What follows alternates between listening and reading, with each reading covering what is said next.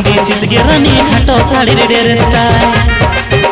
আমি যেমন পরে যেমন ঘুরি তোর কে মোলা সে যায় তুই গেলে পাগল আছিস সঙ্গে দেখে আনকা। তোর ঠোঁটের বাঁকা হাসি আমি বেজায় ভালোবাসি, তোর ঠোঁটের বাঁকা হাসি আমি বেজায় ভালোবাসি। চলিস যখন তুই গো রাস্তা মন বলে আমার কখন কাছে পাই পাই পাই, এ রানী আমি তোকে শুধু চাই চাই চাই। মন বলে আমার কখন কাছে পাই পাই পাই, এ রানী আমি তোকে শুধু চাই চাই চাই।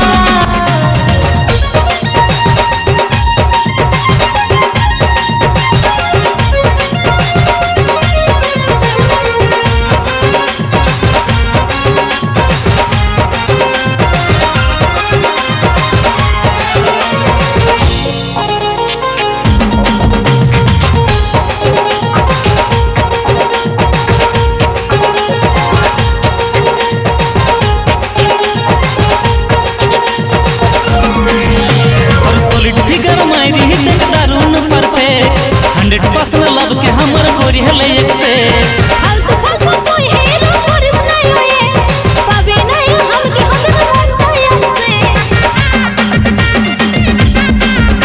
और सॉलिड फिगर मायरी देख दारुन परफेक्ट 100% लव के हमर गोरी हले एक से। फालतू फालतू कोई हीरो करिस नहीं होए पाबे नहीं हम के मन तैयार से। তোর ঠোঁটের বাঁকা হাসি আমি বেজায় ভালোবাসি, তোর ঠোঁটের বাঁকা হাসি আমি বেজায় ভালোবাসি। চলিস যখন তুই গো রাস্তা মন বলে আমার কখন কাছে পাই পাই পাই, এ রানী আমি তোকে শুধু চাই চাই চাই। মন বলে আমার কখন কাছে পাই পাই পাই, এ রানী আমি তোকে শুধু চাই চাই চাই।